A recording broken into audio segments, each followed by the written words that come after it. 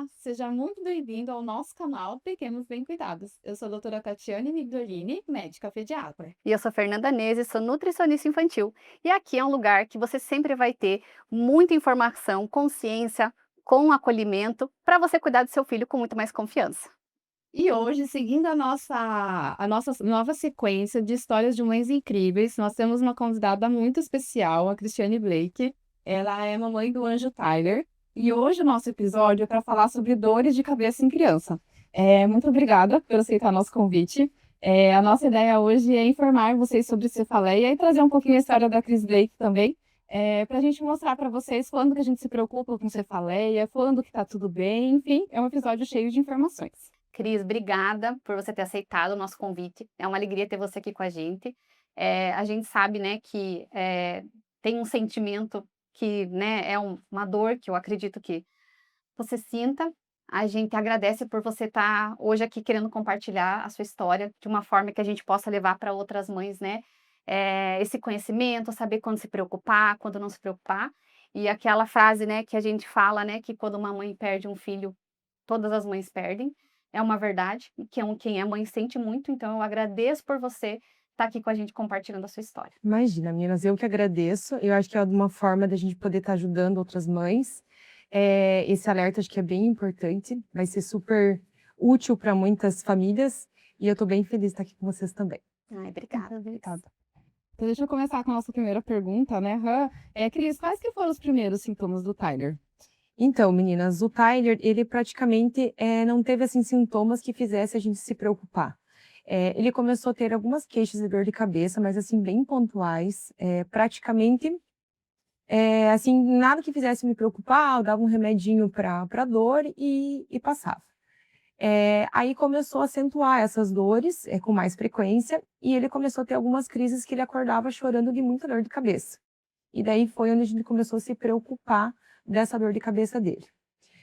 Mas ele não veio acompanhado com vômito, ele teve alguns sintomas de febre, mas também nada assim absurdo, ele teve aquele mal-estarzinho, tipo como se fosse uma gripe, né? Nada assim que eu pudesse assim me preocupar que fosse algo mais grave. Até que chegou um ponto que a gente teve que levar ele no pronto-socorro, que a gente ficou preocupada. Então eu acabei levando ele 3 vezes no pronto-socorro, e na última e até foi feita até uma tomografia, e na tomografia não deu nada, né, do tumor. E na última vez que a gente levou foi feito o exame de líquor, e que daí foi diagnosticado com meningite viral. Aí a gente tratou ele com a meningite viral, né. Porém, ele estava bem, né, foi remedinho para dor, acho que até a Tati pode explicar mais até o sintoma da meningite, né, Tati? Uhum. Tipo assim, não era nada demais a meningite viral, trata com dor, né, líquido, né, e foi isso que a gente tratou ele e ele ficou bem. A gente levou ele para Curitiba no neuro também, no neuropediatra, foi feito os exames lá também, né, exames laboratoriais, mas não foi feita ressonância em nenhum momento, a gente só fez mesmo uma tomografia. E a gente voltou para cá tranquilos, porque ele estava bem, tinha alguns sintomas, o médico explicou para nós que ele ainda poderia por alguns dias ter alguns sintomas de dor de cabeça e tal, e assim a gente seguiu com ele com leves sintomas de dor de cabeça, dando remedinho, mas ele passou bem. Isso seria sintomas da meningite que até então era. E foi Isso aí. feito o diagnóstico mesmo da Foi feito um meningite. diagnóstico de meningite, aqui foi diagnosticado, porém, no médico do neuro que a gente levou em Curitiba, ele falou para nós que não tinha, pelo diagnóstico, não tinha uma cara de meningite, porque a alteração foi muito baixa. Mas, ao mesmo tempo, também não pediu ressonância e eu também não me liguei de falar, não, quero uma ressonância, sabe? Uhum. Eu achei que não, então era isso e ele não, ele, tipo, teoricamente estava bem, gente, ele estava brincando, ele estava correndo, tipo, ele estava super normal, a gente não se atentou a algum detalhe, né? Aí, quando passou já uns 30 dias, ele começou novamente a ter alguns sintominhas de dor de cabeça. Eu falei, gente, mas não é normal, né? Disse assim comigo, não é normal, tipo, essas dor de cabeça dele. Mas não teve febre, não teve vômito, não teve mais nada. Ele só teve realmente dor de cabeça. E daí foi quando a gente levou ele novamente no outro neuro. O neuro fez os exames laboratoriais, os exames dele no consultório, e daí ele falou, não, porque primeiro de tudo a gente vai fazer uma ressonância para depois a gente conversar sobre o que pode ser a possível dor de cabeça dele. Uhum. Tati, e qual que é a diferença da tomografia para ressonância, né? Porque o Tyler fez a tomografia, né? Isso. Não apareceu nada, então qual que é a diferença desses dois exames? Uhum. Eu acho que antes de responder essa pergunta, né, eu queria explicar um pouco para vocês como é que funciona a nossa cabeça de médico, né? Então, a gente primeiro vai pensar nos sintomas mais comuns, para depois a gente afunilar para os mais graves, né? Uhum. Então, por exemplo, um nariz trancado, a chance disso aqui ser um resfriado é muito maior do que ser, sei lá, um tumor aqui no seio da face, né? Então, a nossa cabeça de médico é assim, né? A primeira coisa a gente vai para o mais comum, para depois a gente ir afunilando conforme a evolução desses sintomas, né? Então, dor de cabeça em criança é um sintoma comum, né? Com certeza quem está nos assistindo aí e tem filho já viu que o filho falou que está com dor de cabeça, né? A primeira coisa que a gente precisa ver é se essa dor de cabeça tem algum sintoma associado, né? Então, durante a febre, né, que eu acho que é o mais comum, eu recebo muita mensagem, às vezes, das crianças, ainda mais depois da tua história, né, Cris, Sim. meu filho tá com dor de cabeça, né? A minha primeira pergunta é sempre essa, ele tá doente, né? Ele tá gripado, ele tá resfriado, ele tá com febre na hora da dor de cabeça, né? Quando a resposta é sim, opa, vamos medicar e continuamos observando. Se essa dor continuar, aí sim a gente vai pensar em algum outro diagnóstico mesmo, né? Mas a princípio o mais comum é que seja um resfriado, que eu uso o termo bichose, né? Que é uma bichose de criança mesmo, né? Uhum. Conforme esse sintoma vai avançando, que eu acho que foi, né, o caso do Thalia que você comentou, ele E eu acordava à nunca me noite. preocupei justamente porque a gente, como você falou, você não vai pensar que seja o pior, né? Você vai ser, não, uma dorzinha, brincou o dia inteiro, foi no sol, a gente tinha viajado, pegou bastante sol. Você começa a pensar em tudo menos naquilo, Saiu da né? rotina, Com comeu certeza. alguma coisa, comeu doce, sempre tem. Você se preocupa com qualquer outra coisa, mas você não vai imaginar o pior, né? E eu vejo que, assim, que o fluxograma, né, que o Tyler seguiu foi correto, né? Ele foi piorando da dor, vocês foram procurando outros tipos de atendimentos para achar, né, a resposta, assim mesmo, né? A tomografia, então, a gente consegue avaliar o que tem aqui dentro da nossa cabeça, né? Então, a tomografia avalia o cérebro, avalia se tem líquido, se tem algum tipo de tumor mais grosseiro, isso a gente consegue ver. Mas o pormenor do cérebro, os sulcos do cérebro, sabe aquelas as minhoquinhas do cérebro, deixa eu falar assim? Aí é a tomografia mesmo, né? E Tati, Isso, a ressonância, desculpa, daí é a ressonância. E Tati, a tomografia, o aparelho de tomografia da nossa região, ele pode, tipo assim, poderia, se fosse um aparelho, sei lá, mais atualizado, mais novo, ter aparecido alguma coisa? Porque às vezes pode ser que às vezes não é um aparelho de qualidade, um aparelho antigo, não teria a ver? Acho que depende mais do tamanho do tumor mesmo, sabe, Cris? E a técnica que é feita, né? Então, o ideal da tomografia é que a criança fique bem paradinha dentro da máquina, né? Eu já Não vi... se mexa, né? Não se mexa. Inclusive, o nosso médico de Curitiba que operou o Tyler, ele comentou que na tomografia, hoje eles veem o tumor, só que, como ele falou agora, a gente já sabe aonde sai e tudo mais. Mas que na foto da tomo, ela tá tremida. Então, é muito provável que ele possa ter se mexido também um pouco, né? E até é um dos motivos que a gente não sai fazendo ressonância em todo mundo, né? Por ser um exame mais invasivo, assim, é um exame que a gente precisa sedar a criança, né? Então, recentemente eu tive um caso de uma criança que eu precisei fazer ressonância e os pais não estavam querendo fazer sedação, né? E até pouco tempo aqui em Pato Branco nós não fazíamos ressonância em criança, tá? Essa criança tinha que ir para Beltrão ou ir para Curitiba, enfim, para fazer o exame, né? Então, em casos que a gente não estava suspeitando de coisas mais graves, se faz a tomografia mesmo, né? Com a tomografia normal, você continua observando os sintomas. Eles evoluíram, aí sim a gente acaba indo para a ressonância mesmo, sabe? Mas é para essa facilidade, né? De sedação e da criança ficar parada mesmo, né? Mas antes das imagens, gente, né? Deixa eu voltar um pouco, assim, que eu imagino que vocês devem ter feito também. Então, dor de cabeça em criança sem outros sintomas associados, só, né? Toda vez chega da escola com dor de cabeça. Acorda de manhã, tá com dor de cabeça, né? A gente tem um slogan que a gente usa aqui na pediatria, que até que se prove ao contrário, isso pode ser problema visual. As crianças, elas não sabem falar que elas não estão enxergando, e isso dá dor de cabeça, né? A gente Então, levou ali também no oftalmo. isso, a primeira coisa que a gente faz, né, quando você avalia, não tem sintoma associado, é levar no oftalmologista, né? Eu acho que a gente, assim, nesse sentido, a gente até não pecou no excesso, porque a gente levou em 2 neuro, a gente levou em pediatra, a gente levou em oftalmo, a gente levou no plantão, então a gente buscou bastante meios para tentar entender o porquê da dor, né? Cris, e quando que foi o primeiro sintoma, assim, que você lembra, né? E até vocês terem um diagnóstico, quanto tempo isso levou? Ele começou a ter sintomas em setembro.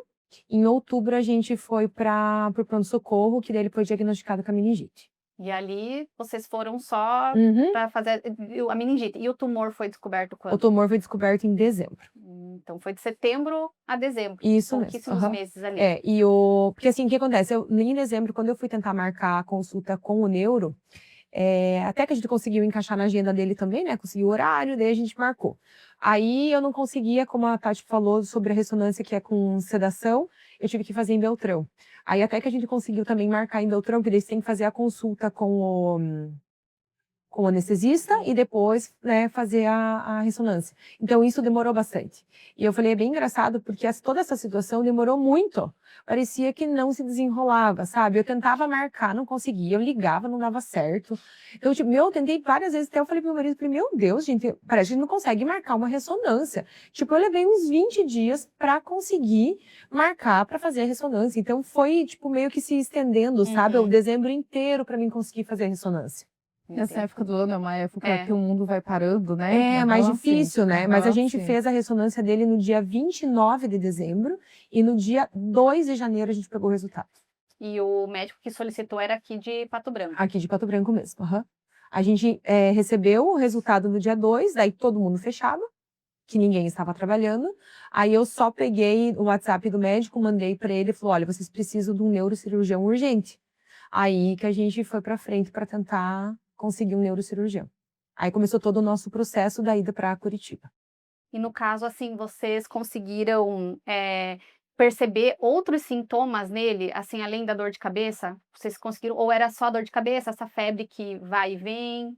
Então, assim, depois que a gente foi para Curitiba, que os médicos avaliaram e que eles comentaram alguns sintomas para nós, a gente começou a ter um olhar diferente para ele. E daí eu comecei a perceber algumas coisas que antes eu não percebia.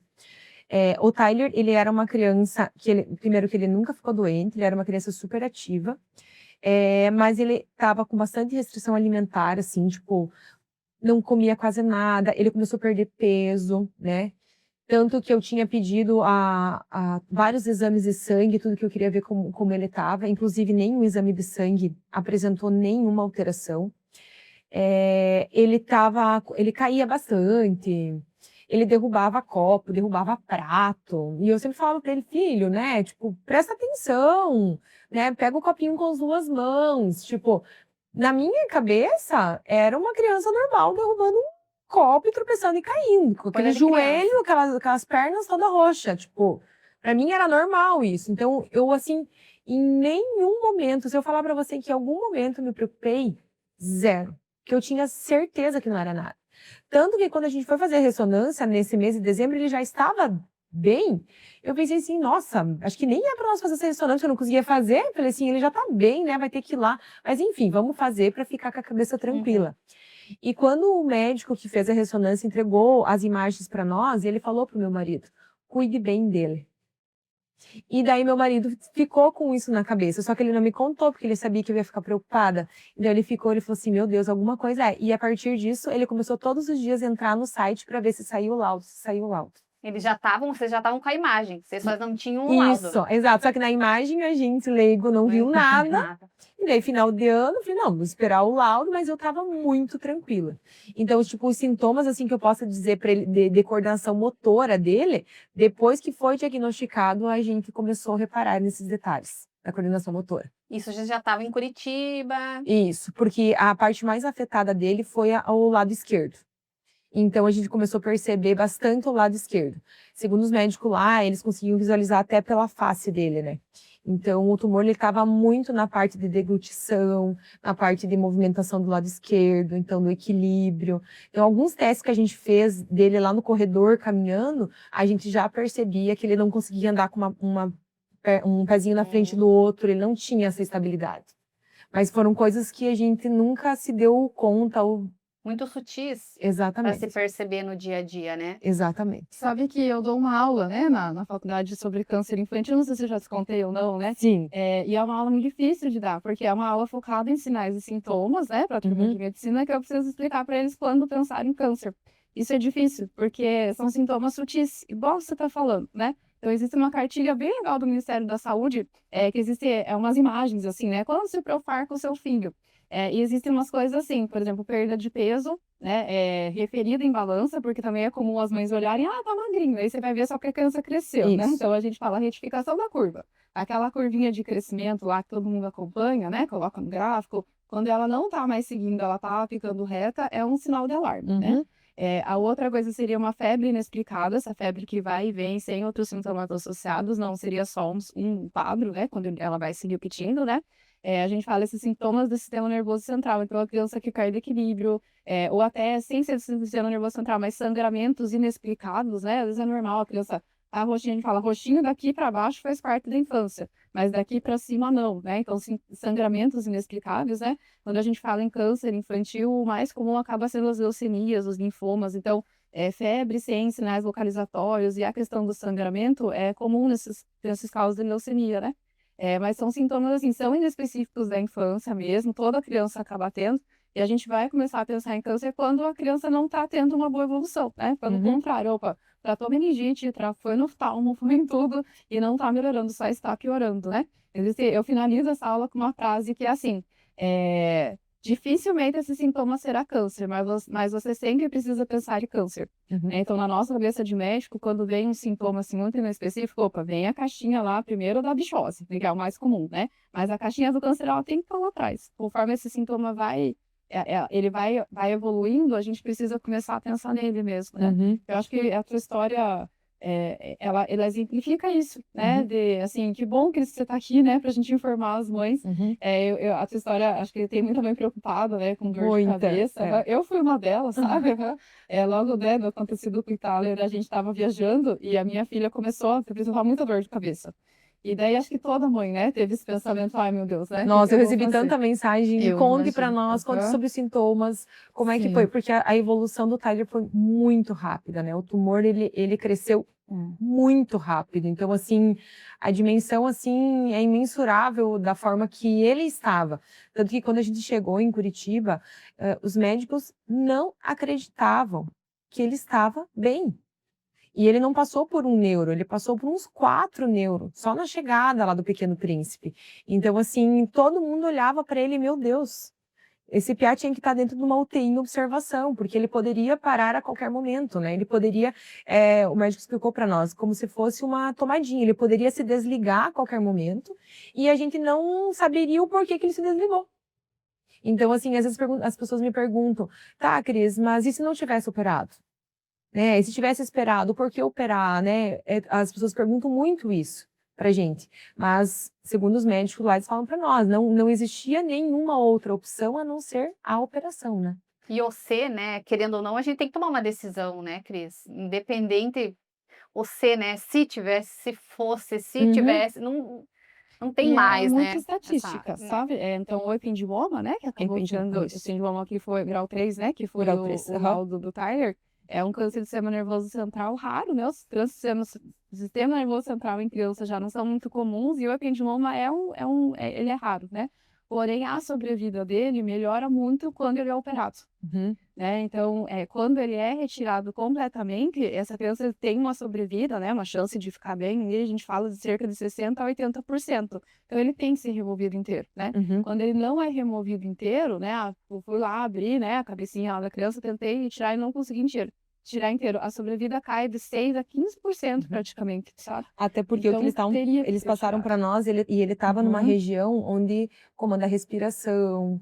Bom, o sistema nervoso central comanda todo o corpo, né? Não tinha realmente não tinha opção. E eu, nesse sentido, eu fico muito tranquila porque eu acho que a gente tentou fazer tudo o que a gente pôde melhor, né? Ele teve os melhores médicos, ele teve o melhor que a gente pôde oferecer, a gente fez, né? O que estava no nosso alcance foi feito. Eu acho que estava no alcance dos médicos também foram feitos. Porque quando eles pegaram o caso do Tyler, eles não pegaram simplesmente e foram lá e operaram. Eles estudaram o caso, eles tiveram que ir a fundo como eles iriam fazer. A equipe foi gigantesca, a cirurgia durou 18 horas. Então, assim, foi um processo muito grande, foi muito doloroso, foi muito difícil. Eles estavam, assim, quando terminou a cirurgia, eles estavam acabados. Parecia que eles tinham ido para a guerra, assim, sabe? Você via na fisionomia do médico, que eles estavam, assim, muito cansados. Então, assim, para nós foi difícil lá fora estar esperando, mas com certeza para eles também foi um processo bem difícil. Ainda mais quando eles estavam muito confiantes, né? Eu estava contando os dias certinho, tipo, não, ele vai operar, ele vai ficar de 2 a 3 dias na UTI, a gente vai pro quarto, a gente vai passar por todo o processo de reabilitação que a gente já sabia que ia ter, né? Por causa dos problemas que ele poderia ter com deglutição, movimentação. Então, tudo isso a gente já estava muito consciente. Mas eu pensei, não, vai fazer fisioterapia, ele vai tratar, a gente, né? Depois vem as radioterapia. Então, assim, na minha cabeça eu estava organizada, né? Tipo, de todo o processo que a gente ia passar. E não foi assim que aconteceu, né? Então, eu acho que também isso frustra para os médicos, né? Você não conseguir fazer. Ele conseguiu fazer, mas eles não conseguiram a cura, né? Sim. Mas eu vejo, assim, né, depois que você me falou do diagnóstico dele, eu acabei indo ler também, porque é uma coisa rara, né, não é do nosso dia a dia, assim. Eu também escutei isso de outras pessoas, né, que vieram até mim como médica perguntar, assim, mas se tivesse tirado parcial, né, ele não teria feito, né, o edema cerebral que ele fez com a cirurgia, assim, né, não, não teria dado certo, né, Sim. assim, também, porque não era curativa daí essa Exato. cirurgia mesmo, E eu né? não sei, assim, mas até o que eles passaram para nós, ele era um câncer que ele se expandia muito rápido, né? Então, ele era muito agressivo, né? O nível dele era um nível mais alto, né? E ele era muito agressivo. Então, assim, muito provável que lá quando foi feita a tomo, talvez, né, realmente não tenha visto que o tamanho dele não estava grande e depois ele estava de 7 centímetros. Então, o tamanho dele era muito grande. Eu acho difícil, sabe? Claro, não sou neurologista também, mas eu acho difícil um tumor de 7 centímetros não ser visto na tomografia. A gente geralmente, massas ali a partir de 1, 2 centímetros, elas são muito bem vistas, porque na tomografia, assim, você olha o cérebro como se fosse um desenho, né? E qualquer coisa que tem além desse desenho, ele empurra o cérebro. Então, isso a gente consegue ver. A gente não consegue ver o suquinho, assim, bem certo, mas o que está empurrando, sim. Né? Então, imagino que tumores pequenos, menos de 1 centímetro, que não empurra o cérebro ainda, não vai conseguir ver, né? Mas 7 centímetros, eu acredito que a evolução foi muito rápida mesmo, né? Eu até nós esquecemos de falar de um sintoma que foi o pescoço dele rígido, né? O que eu me desconfiei muito da meningite foi por causa do pescoço rígido. Então, ele ia se mexer, ele fazia assim, ele ia se abaixar, ele fazia assim. Só que ele encostava e ele não reclamava de dor. Mas ele tinha essa rigidez. Então, a gente via ele brincando de uma forma muito rígida. Tanto que eu levei no osteopata. Né? Até isso a gente fez. Então, assim, a rigidez no pescoço foi porque o câncer estava na medula. Ele estava tomado conta. Então, segundo o neuro, ele passou para nós que quando ele começou a ter esses sintomas mesmo, o câncer já estava na medula. Para esse sintoma dele, dessa rigidez do pescoço, o câncer já estava tomado na medula.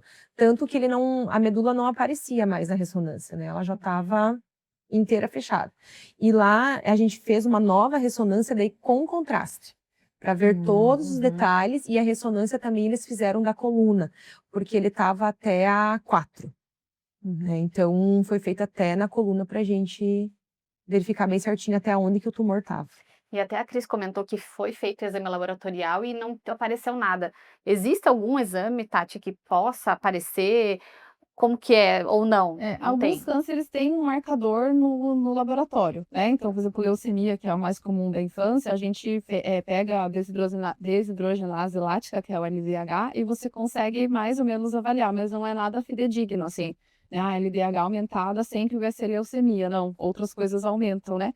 Do tumor do sistema nervoso central, eu desconheço o marcador, sabe? Não, até onde eu sei, não existe assim, não, vou fazer esse exame que vai sair. Vai aparecer.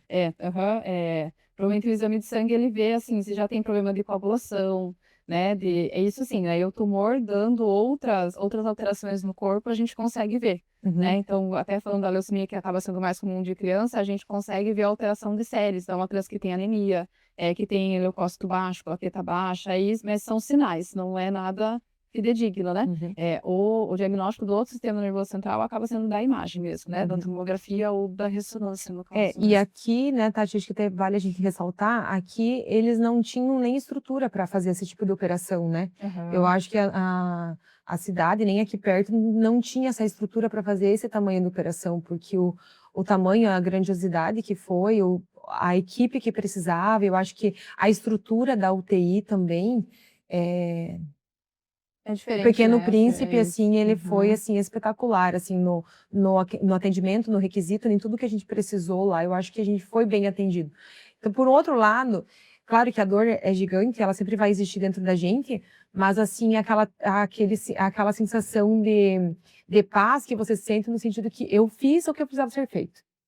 E você recebeu o apoio, né? Viu que eles também deram de tudo, não negligenciaram, não, Exato. né, não olharam Não, em como nenhum momento hoje eu penso assim, ah, não, foi um erro médico, sabe?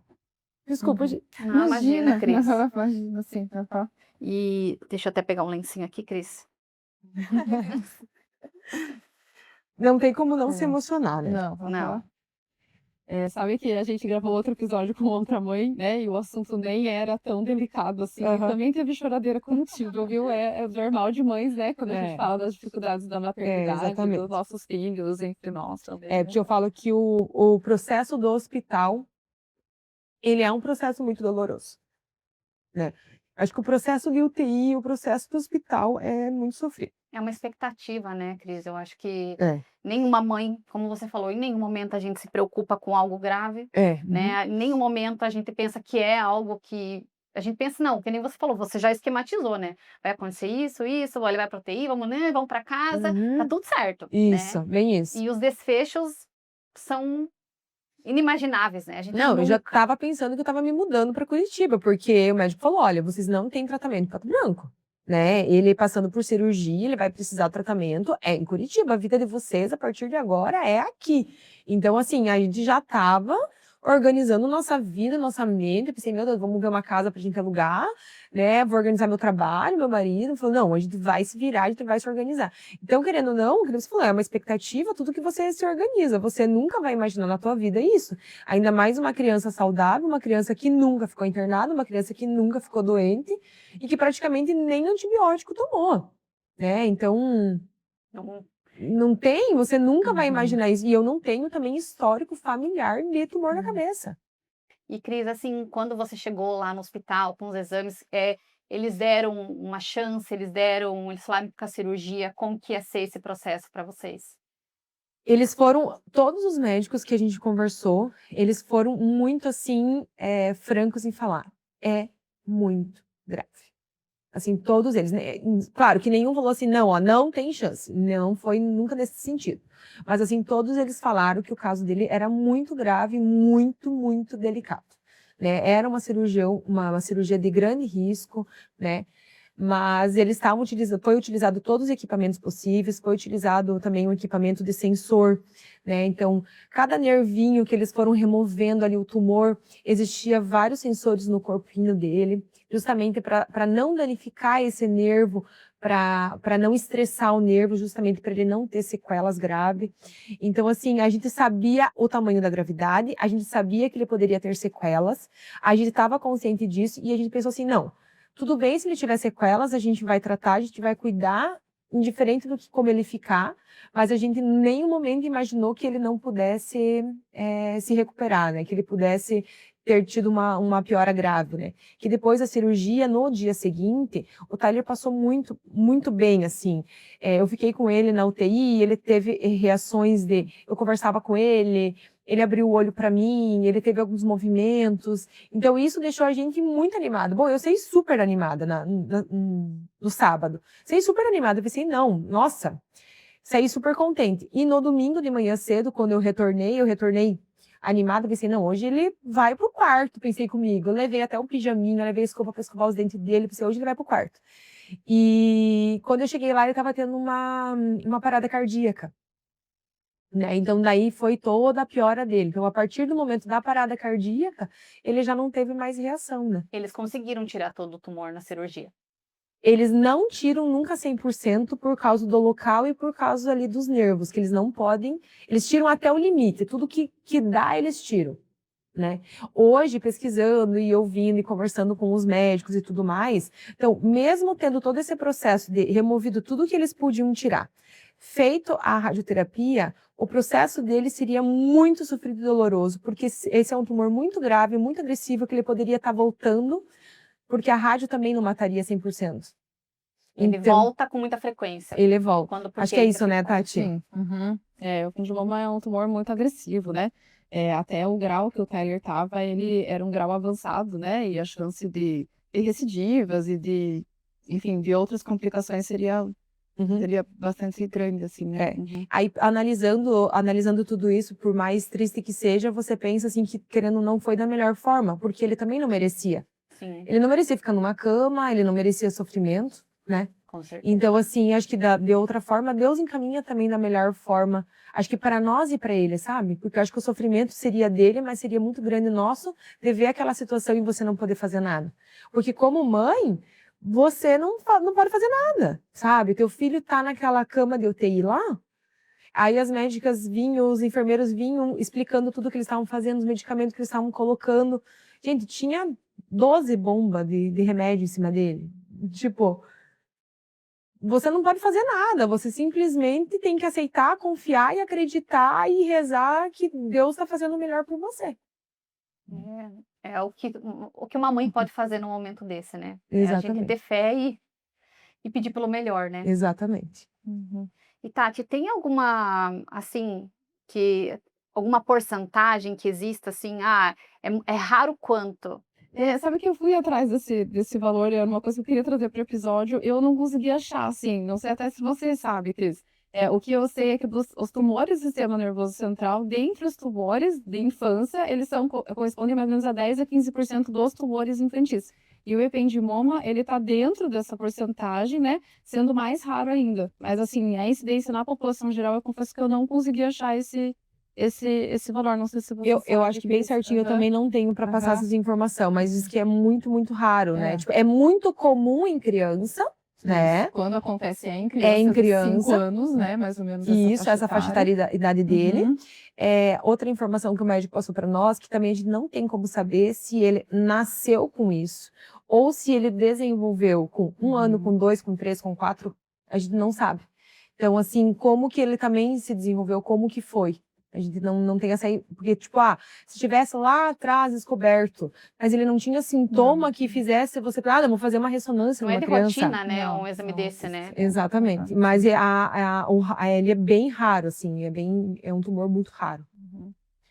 Eu acho que, assim, né, o recado maior seria a questão de analisar sinais e sintomas mesmo, né? Então, dor de cabeça em criança, a gente precisa analisar como que está relacionado a isso, o que tem outros fatores, ou sempre no mesmo horário, não, é sempre quando volta da escola, né? Sempre pela manhã, então é legal a gente observar esses sintomas, né? O fluxograma acaba sendo esse, a gente avalia se tem outros sinais e sintomas de fator de risco, né? De alerta, que a gente fala. Não tendo, o fluxograma acaba sendo esse. Primeiro, vamos no oftalmologista ver a visão da criança, né? Dando tudo certo, vamos observar esses outros sintomas, vamos procurar outras doenças mais comuns, fazer os exames de sangue mesmo, né? Continuando essa dor, ou com qualquer desses momentos, vindo sintoma associado de gravidade, aí a gente parte para a imagem. Inicialmente acaba sendo a tomografia e, continuando os sintomas, seria a ressonância mesmo, né? Acho que fica de recado, assim, avaliem outros sinais e sintomas associados mesmo, né? E vendo toda a história, né, que a Cris está contando do Tyler e você falando, então tudo tá certo, né, Cris? Como você falou, né, que você fez todos os protocolos, os médicos seguiram, então tudo foi em como tinha que ser, assim, no sentido de como que foi ver dos sintomas, como que foi vista a questão dos médicos, tudo foi da forma, digamos assim, ninguém errou, como você falou, né? Exceto só o diagnóstico da meningite, né? Que, teoricamente, eu penso que eles poderiam ter feito um novo exame de meningite ali, né? O líquor, para realmente ter certeza e descartar. Porque se lá atrás eu já tivesse certeza que não era meningite, eu já teria, talvez, né, no mesmo momento, feito um outro exame, enfim, buscado. Mas as coisas têm que ser como tem que ser, foi do jeito que tinha que ser. Não adianta voltar, né? Porque eu sempre falo assim, às vezes as pessoas, mas isso e isso. Eu falei, gente, não vai voltar. Não vai voltar. Ponto. A gente tem que aprender a viver com a dor, com o que aconteceu. Agora não, nada vai voltar. Eu tenho que acreditar que ele estava em boas mãos, que ele estava com os melhores médicos, que ele estava no melhor lugar e que nós, como pais, fizemos o melhor que a gente podia ter feito. É isso, sabe? Eu acho que isso é uma lição de vida para nós, né? Porque, que nem você, por mais que você seja médica, né, Tati? Você tem tua filha. E mesmo assim, às vezes você fica de mãos atadas, né? Nossa. Então, assim, cara, se você não confiar no profissional que você levou teu filho, nada disso também vai resolver. Então, assim, eu penso que a gente fez tudo o que a gente podia dentro do nosso alcance como seres humanos. Agora, a lei divina, a gente não é capaz, né? Então, é ele que sabe o melhor. Então, hoje eu penso assim que ele fez o melhor para nós.